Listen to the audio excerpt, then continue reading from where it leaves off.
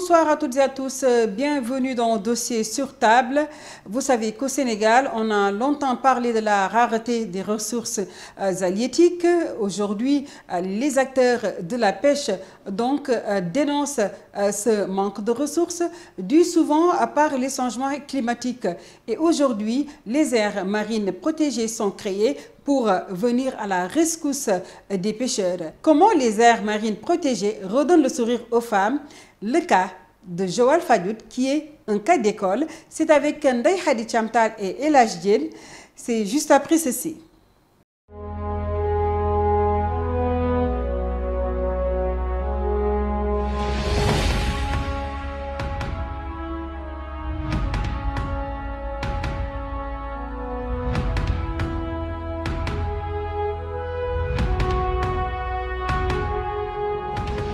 Balola age harit fana miya khadige balola harit fana miya khadige balola age harit fana miya khadige balola wow harit fana miya yare du man binna khadige adalna yare du man binna khadige adalna.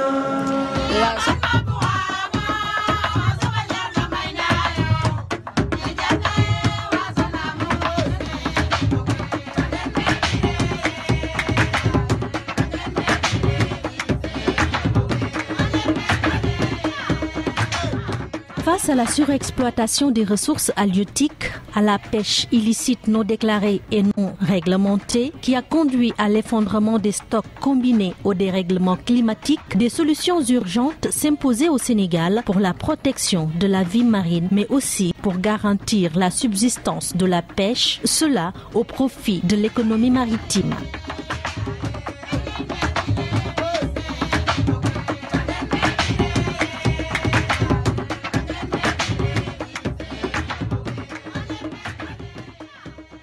Ainsi, entre 2004 et 2014, le Sénégal a mis en place des aires marines protégées couvrant une superficie de 206 162 hectares, des AMP placées sous la tutelle du ministère de l'Environnement et la direction des aires marines communautaires protégées qui ont pour objectif de préserver la biodiversité marine, de reconstruire les habitats et d'améliorer les conditions de vie des communautés locales.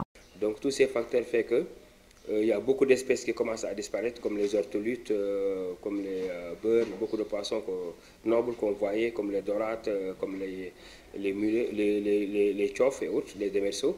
Aujourd'hui, notre pays compte plus de 10 aires marines protégées, dont celle de Joal Fadiouth, l'une des plus performantes en Afrique de l'Ouest. Située entre la petite côte du Sénégal à environ 130 km de Dakar, l'aire marine protégée de Joal Fadiouth couvre une superficie de 174 hectares.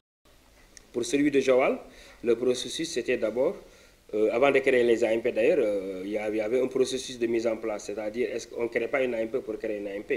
Il y avait des critères écologiques, des critères biologiques, des critères humains, parce que les populations sont d'accord, sont prêtes à avoir une aire marine protégée sur leur territoire. Donc Joal avait vraiment tous les critères culturels, biologiques, avec beaucoup d'espèces, parce qu'on a le plus grand quai de pêche. Donc tous les paramètres étaient réunis pour que Joal puisse être une aire protégée, parce que c'est des zones de nurserie, de grossissement, de beaucoup de poissons et beaucoup d'espèces qu'on trouve ici. Donc il fallait protéger ces espèces et protéger les espaces aussi. Donc c'est à partir de là, en 2004, que le décret est sorti, du décret du 4 novembre 2004, en érigeant Joal comme aire protégée, avec une superficie de 17 400 km², qui fait 174 000 hectares d'air protégée, avec aussi la mangrove qui fait partie de cette aire protégée. Donc on a une partie marine et une partie mangrove qui ont été érigées comme aire marine protégée. Installée en 2004, l'AMP a eu des débuts difficiles, mais aujourd'hui, avec la méthode de cogestion, État, acteurs de la pêche et communauté, elle est citée en exemple dans la sous-région. Oui, c'était très difficile quand même pour la mise en place, parce que les gens, au Sénégal, on n'a pas l'habitude de faire la conservation. Peut-être nos grands-parents le faisaient d'une façon culturelle, en interdisant certaines espèces et tout ça. Mais nous, en tant que la pêche n'avait pas l'habitude qu'on parle de conservation. Parce que même l'État du Sénégal avait créé comme le ministère de la Pêche et de l'économie maritime. C'est-à-dire, la pêche était faite pour chercher de l'argent. Donc la pêche n'était pas faite pour conserver. Donc pendant des siècles, moi, il y a même mon grand-père qui disait, Senghor, qu'il faut aller pêcher, il faut toujours pêcher. Parce que pour lui, les ressources, le Sénégal, les ressources, en tout cas nos décideurs pensaient que les ressources sont inépuisables. Donc tout le monde pensait que... Alors, et quand il y a eu la sécheresse des années 45-46 et des 69-72, la majeure partie des gens ont quitté les Peuls, là, nos parents Peuls, ont quitté leur territoire pour venir migrer vers les zones maritimes. Parce qu'ils sont sûrs que là, il y a du poisson. Et à partir de là, la pêche a commencé à être surexploitée. Donc en mettant cette aire marine protégée, ce processus était très compliqué parce que les gens n'avaient pas l'habitude de la conservation. Donc il fallait vraiment communiquer, beaucoup communiquer. Et c'est la communication qui nous a aidés parce qu'on a resté 4 ans de communication. 4 ans de communication en allant sur les pinches, les bars, en tout cas les lieux de regroupement des pêcheurs pour discuter avec eux sur l'importance de la création de cette aire protégée. En faisant des cinémas-débats, en faisant des séances de lutte pour en profiter, pour parler de la communication sur l'importance de créer une aire protégée. Et petit à petit, quand on a commencé à comprendre que les gens commencent à s'intéresser, parce qu'eux-mêmes, ils commencent à voir la disparition de ces ressources, on a mis en place ce qu'on appelle une sorte d'équipe de démarrage. Cette équipe de démarrage qui était composée de 6 personnes, ont sillonné toute la ville de Joal-Fadiouth pour expliquer qu'est-ce que c'est qu'une aire protégée. Parce que les gens, quand on entendait aire protégée, on le confondait avec des parcs nationaux où toute autre activité est interdite. Donc il fallait faire la différence entre les parcs nationaux et les aires marines protégées, surtout communautaires. Et avec ce processus, on est arrivé à vraiment maîtriser un peu les gens qui seront concernés à la gestion de cette aire protégée. Et on est arrivé à avoir 18 parties prenantes. Et à partir de ces parties prenantes, regroupées autour d'une table, on est arrivé à faire ce qu'on appelle la négociation de l'accord. C'est-à-dire négocier des règles de gestion et de gouvernance qu'on va mettre en place. Et quand on est arrivé à avoir des règles de gestion en faisant des interdictions de telle espèce, de l'extraction de sable marin, construction au niveau des plages, donc on a eu des règles qu'on appelle des règlements intérieurs, ou bien dans certaines zones on appelle conventions locales. Sa gouvernance est participative avec une forte implication des populations locales allant de la prise de décision à l'exécution des programmes. C'est-à-dire que l'air est géré avec l'État et les populations. Donc pour nous, la partie État, c'est les gens de l'administration qui sont là. Pour la partie population, c'est chaque partie prenante au niveau de l'aire marine protégée qui désigne les membres. Et ils forment ce qu'on appelle le comité de gestion. Au sein du comité de gestion, on a ce qu'on appelle le bureau exécutif, qui est composé d'un président, d'un vice-président, d'un trésorier. Donc, toutes les décisions qui sont prises au niveau de l'aire marine protégée sont prises collégialement entre l'État et les collectivités locales.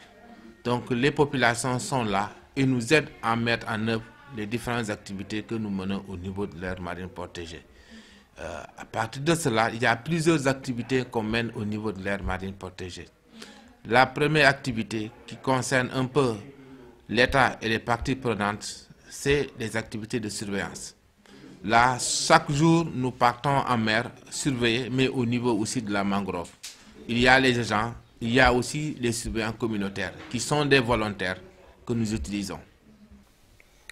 Et maintenant, après avoir mis en place les mécaniques de gestion et de gouvernance, il fallait maintenant procéder à ce qu'on appelle la mise en marche de cette mécanique. Les gens sont tombés d'accord sur quelque chose. Maintenant, il fallait vraiment que cette chose soit exécutée. Mais par qui et comment? Par qui? Par les parties prenantes intéressées, comment dirais-je, regroupées, et comment? Avec des textes et des règles. Donc il fallait sur la gestion aussi, sur la gouvernance aussi, avoir un statut et un règlement intérieur qui va définir les mandats, les textes, les rôles de chaque partie prenante. Donc, autour de ça, on est arrivé aussi à travailler sur ce qu'on appelle le continuum, c'est-à-dire arriver à la gouvernance partagée ou co-gestion ou gestion plurielle, c'est la même chose. L'essentiel est que c'est l'État et les populations qui travaillent ensemble pour arriver à une gestion. C'est-à-dire toutes les décisions seront prises au niveau de cette comité de gestion. Et à partir de là, il y a la surveillance qui est là, les gens qui vont à la surveillance, des gens qui surveillent la mangrove, des gens qui sont là avec des commissions, des règles et tout ça qui ont été mis en place. Après maintenant mis en place cet accord de cogestion et l'exécution de cet accord, il y a ce qu'on appelle les suivis. Les suivis de cet accord. Est-ce que tout ce qui a été dit est respecté? Est-ce que ça se fait comme ça a été dit? Donc tout ça, c'est le processus de mise en place jusqu'à arriver à l'estade où nous sommes, c'est-à-dire la conservation. Les activités génératrices de revenus, l'aménagement, la restauration, les écosystèmes, la surveillance et la communication sont les activités de l'AMP de Joal Fadiouth. Activités de surveillance, c'est au niveau de la mangrove. Nous faisons des activités de reboisement. Nous contrôlons les activités de pêche que nous autorisons aux populations de Fadiouth parce qu'ils sont légitimes, qui sont là-bas. L'air marin protégé les a trouvés là-bas. Donc on les autorise à aller. Donc nous faisons ce qu'on appelle la surveillance des activités de pêche qui sont là. Hormis ça aussi, nous avons d'autres activités que nous menons au niveau de l'aire marine protégée. C'est des activités d'encadrement, c'est des activités d'exploitation. Il y a les activités génératrices de revenus. On forme les femmes à développer des activités de la microfinance, des activités de transformation des produits halieutiques, des activités de valorisation telles que l'apiculture, l'ostréiculture. Mais il y a aussi l'organisation interne. On essaie de développer une organisation au niveau des différents groupements qui font partie du comité de gestion.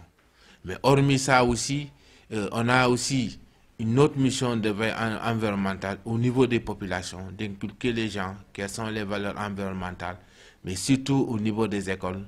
Nous appelons ce qu'on appelle l'éducation environnementale au niveau des écoles pour inculquer les jeunes, les élèves qui appartiennent à la société de comprendre comment l'environnement fonctionne, quelles sont les valeurs, comment on peut préserver notre environnement pour améliorer nos conditions.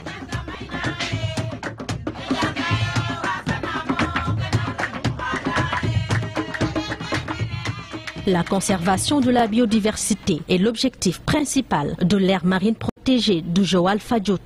Mais aussi le rendement, c'est-à-dire que les pêcheurs ne vont plus migrer, aller en Guinée-Bissau pêcher ou aller en Espagne migrer, mais qui trouvent leur compte, c'est-à-dire que les poissons reviennent et qu'on trouve des règles de pêche. Ça fait à peu près 2 ans qu'on est en train de faire ce qu'on appelle la pêche expérimentale. C'est-à-dire qu'on choisit des points cibles au niveau de l'aire marine protégée, on applique une méthodologie de pêche. Chaque 4 mois ou 3 mois, par un intervalle de temps de à peu près de 4 mois, on fait ce qu'on appelle la pêche expérimentale de suivi. C'est pour voir un peu l'évolution. Par exemple, quand on surveille une zone, on doit savoir quelles sont les espèces qui sont présentes. Quelles sont les nouvelles espèces, quelles sont les espèces qui ne sont pas là. Donc ça nous permettait de connaître un peu nos stocks en termes de diversité d'espèces, mais aussi en termes d'espèces qui ne sont pas là. Donc ça fait à peu près 2 ans que nous faisons ce travail. On est à peu près à 114 espèces. Ces espèces, il y a une prédominance. C'est ce qu'on appelle les pélagiques, c'est ce que les Sénégalais consomment un peu partout. L'autre aspect aussi, il y a des espèces de valeur telles que les tchofs, les mirex qui sont là, qui se développent. Il y a aussi une partie qui est très importante, c'est la partie où les tchofs sont reproduits, c'est une partie qui est rosseuse. Il y a aussi la partie des herbiers. Donc c'est un peu cette jonction que nous faisons. Donc on constate qu'il y a une remontée biologique. Donc nous, quand on a démarré le projet, on était à 49 espèces. Aujourd'hui, on est à 114 espèces. Donc cela veut dire qu'il y a une remontée biologique. Une aubaine pour les pêcheurs et les marailleurs. Comme exemple, et que tout le monde, moi je me rappelle quand on mettait la MP de Joal Fadiouth, moi j'étais insulté partout, hein. Partout où je passais, c'était l'homme à abattre, quoi. Parce qu'on ne pouvait pas comprendre un pêcheur, comment peut-il être associé avec des gens pour interdire la pêche. Et au bout de 10 ans, tout le monde veut être président de cette aire protégée. parce que les gens ont commencé à voir les retombées. Et c'est comme ça la vie. En général, quand tu débutes quelque chose, c'est un peu compliqué, mais après, tout le monde a vu maintenant les retombées de l'aire marine protégée. Ça a été très important pour nous, l'arrivée de l'AMP, vraiment, parce qu'au début, la zone où on a implanté l'AMP, il n'y a presque absolument rien. Mais dès qu'on a eu à implanter l'AMP, vraiment, nous avons eu des changements, franchement. Les pélagiques, l'espace pélagique, ouais, les étmaloses, les sardines, les ronds des plantes. Voilà. Raison pour laquelle elle est tout le temps agressée. Parce que s'il n'y avait rien, les pêcheurs n'allaient pas venir pour essayer de pêcher là-bas. Parce qu'il y a du poisson, raison pour laquelle les pêcheurs sont en train d'agresser l'AMP des fois. Il y a beaucoup de poissons qui nous ont permis de mener notre travail ici. C'est la zone de reproduction. C'est que quand on fait la pêche, on a constaté qu'il y a plus de petites espèces. Ce qui confirme que l'aire marine protégée est une zone de reproduction et d'agrandissement. Donc nous confirmons nos thèses de départ qui a fait qu'on a créé l'aire marine protégée. Les bénéfices commencent à sortir 10 ans après de gestion. Je donne des exemples. À un moment donné, au niveau de l'AMP de Joal-Fadiouth, les gens ne pêchaient plus dans l'AMP parce qu'il n'y avait plus rien. Il n'y avait plus rien. Et au bout de 10 ans de conservation, le conservateur va vous parler de ça. Les pêcheurs, il fait le maximum possible. Quand il se réveille le matin, toute son stratégie, c'est comment faire pour pêcher dans l'AMP. Ça veut dire que les ressources sont revenues. Ça veut dire que les poissons sont revenus parce qu'ils étaient trop surexploités, ils étaient trop dérangés, les filets étaient là et tout ça. Donc les poissons sont revenus. Ça, c'est un. L'autre aspect, c'est sur les démerceaux, ou bien ce qu'on appelle le crustacé. C'est-à-dire, avant l'aire marine protégée, les pêcheurs pêchaient au-delà des 7000. Et il y avait la pêche industrielle qui détruisait tout leur matériel. Mais quand on a créé l'AMP, il y a l'article 14 qui dit qu'on a divisé ça en deux zones, zone A et zone B. La zone B, on peut faire que des mailles de sang. Et le maille de sang, c'est ceux qui pêchent le symbiome et le mirex. Donc, les pêcheurs qui pêchaient dans la zone où il y avait la pêche industrielle, ils sont venus se réfugier dans la zone B. Et là, ils sont tranquilles, il n'y a plus de destruction de matériel et ils pêchent beaucoup de mirex et de symbiome. Déjà, ça, c'est quelque chose de grandiose par rapport à ça. On a beaucoup travaillé sur la légitimité. Quand on créait l'AMP de Joal-Fadiouth, on s'est rendu compte que Fadiouth est une petite île qui fait environ 14 hectares et que dans cette île, ces gens sont dépendants de ces ressources. Donc, on a laissé les gens pêcher avec l'épervier. Donc, ils attrapent beaucoup de poissons parce que les poissons sont revenus et qu'il n'y a plus la pêche artisanale qui les dérange. Ils pêchent qu'avec leur méthode de pêche ancienne qui est l'épervier. Ça aussi, c'est un bénéfice par rapport aux îles de Fadiouth. Pour l'exploitation des arches, communément appelées pagnes en Wolof, les populations procèdent à l'ensemencement des vasières suivi d'un repos biologique de 9 à 12 mois, une pratique qui permet de rééquilibrer la distribution et la densité de la ressource. Ainsi, environ 12 hectares de vasières sont annuellement traités, une exploitation et transformation de coquillages qui contribuent à l'amélioration des revenus des femmes. Dans nos sites, nos vasières où nous exploitons les arches, ils nous aident à surveiller, à sensibiliser la population. Parce que la méthode dont on exploitait, c'était exclusif, c'était trop. C'est pourquoi maintenant la ressource est rare. Quand on avait la ressource, une fois avant qu'on exploitait ça, on demandait une autorisation au niveau de l'AMP. Une fois que l'autorisation est faite, on demande aux femmes, on fait l'annonce à l'église et à la mosquée. On leur dit maintenant le fruit qu'on préserve maintenant est mûr. Qui n'est pas malade, il n'a qu'à aller exploiter. Après, les femmes s'en vont. Elles vont exploiter. Chacun, on fait des tonnes et des tonnes. On faisait des tonnes et des tonnes. Ouais. Maintenant, nous travaillons en collaboration avec l'AMP de Joal-Fadiouth. Nous sommes partie prenante. Et à chaque fois qu'il y a des ensemencements, des reboisements, on y participe. L'arche était vraiment, commençait même à disparaître au niveau de Joal-Fadiouth. Au niveau des associations comme Agir et plusieurs d'autres associations, souvent, on va chercher des arches dans des zones qui sont un peu loin et que les femmes n'arrivent pas à arriver là-bas. On les amène, on les ensemence dans l'AMP. On ferme pendant 6 mois. Après, quand on ouvre, c'est toute la population de Joal-Fadiouth qui en bénéficie.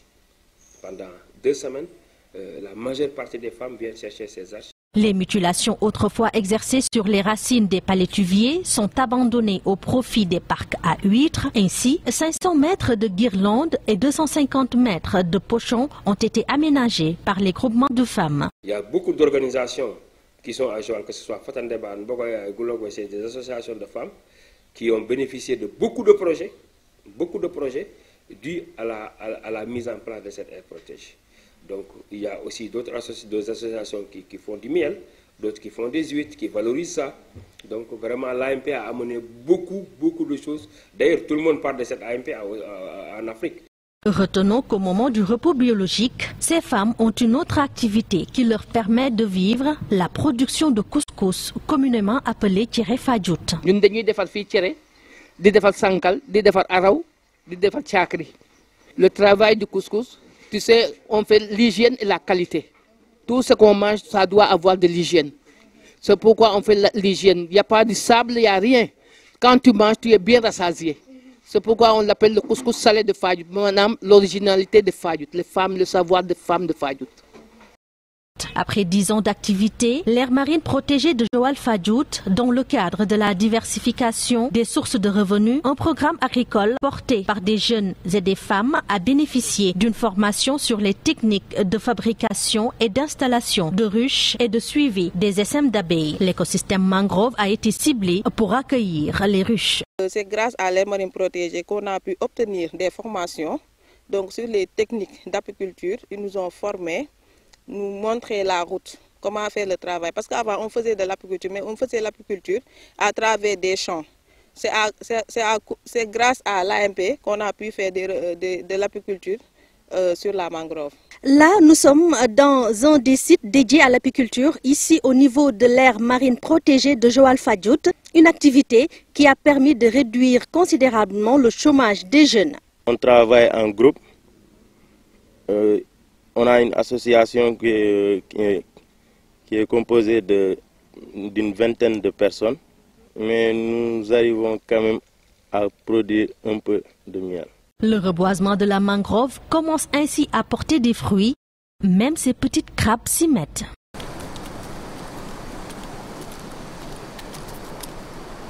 Il y a des insectes qui se trouvent dans la mangrove, donc qui attaquent les ruches.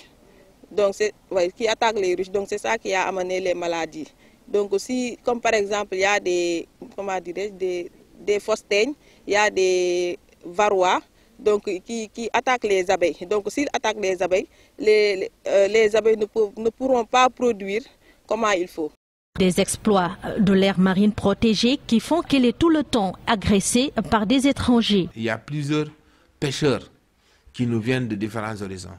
Comme ils savent que l'aire marine protégée, la vocation c'est de conserver le poisson. Mais le poisson qui sort, les gens le pêchent. Donc les pêcheurs nous viennent un peu partout. Donc tous les règles que nous mettons en place, les pêcheurs qui viennent hors milieu, ils rentrent dans l'AMP. Donc nous avons plusieurs... Si nous prenons des décisions, souvent ces pêcheurs ne le comprennent pas. Donc c'est une contrainte majeure.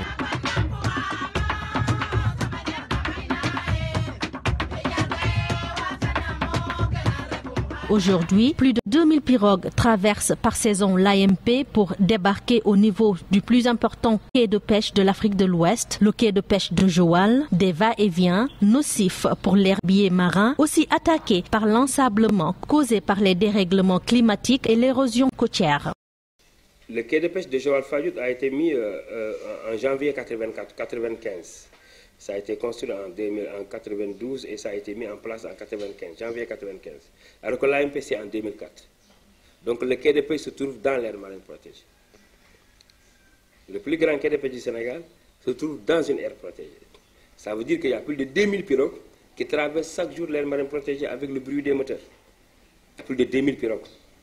Au Sénégal, il y a 27 000 pirogues, mais en temps plein même, on se retrouve avec 2800 pirogues en temps plein. Pendant les saisons des poulpes ou les saisons des 1500 pirogues, parce que les 1/3 des pirogues se trouvent à Joal. Donc, tous ces pirogues traversent l'aire marine pour aller pêcher. Et le soir, ils traversent l'aire marine pour venir débarquer. Donc ça, c'est un problème. C'est par rapport au changement climatique et l'érosion côtière, l'une de ces conséquences des changements climatiques. Donc, il y a un phénomène d'ensablement qui impacte négativement sur le milieu. Donc cela veut dire au niveau des herbiers. Le poisson vient se reproduire au niveau des herbiers.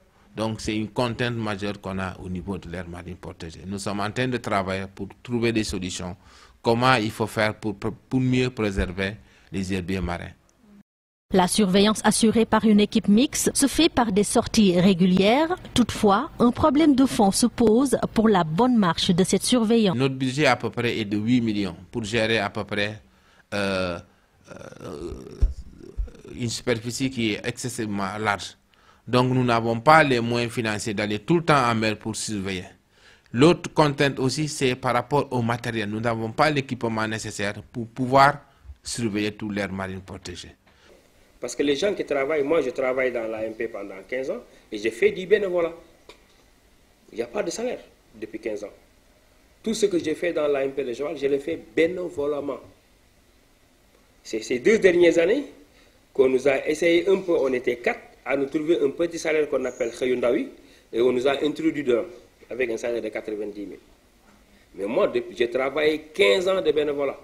Je n'ai jamais reçu un franc de qui que ce soit à l'AMP. J'ai travaillé 24 heures sur 24 bénévolement.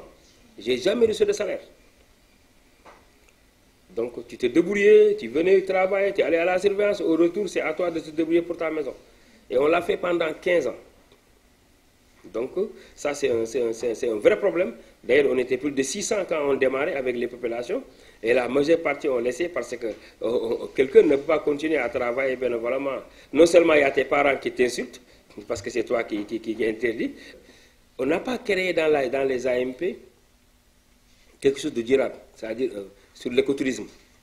On devait avoir par exemple un campement touristique qui fait qu'aujourd'hui, quand vous allez passer la nuit sur ce campement pour aider l'AMP. Donc tous les gens qui vont venir ici vont passer la nuit sur ce campement touristique qui permettront à l'AMP d'avoir du carburant pour faire la surveillance, de payer les gens. Parce que c'est ce qu'on essaie de faire avec Agir.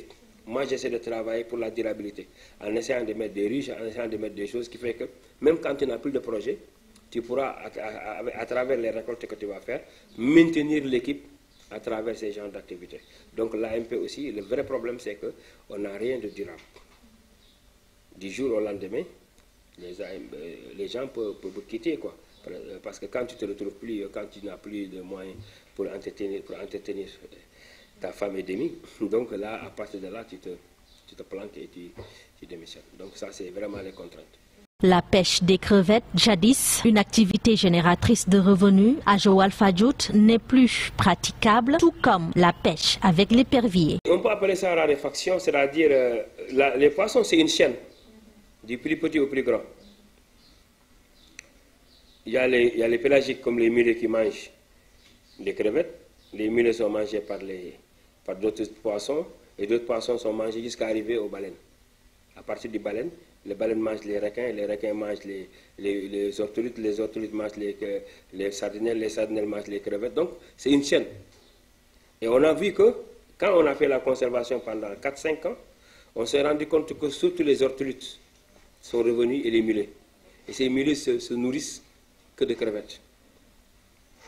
Donc le retour de ces poissons ont entraîné la disparition du crevette. Certaines espèces comme les tortues sont les plus exposées car consommées par les populations, un impact négatif sur la zone de reproduction. À Joal, c'est une zone où il y a des herbiers, c'est la zone d'alimentation.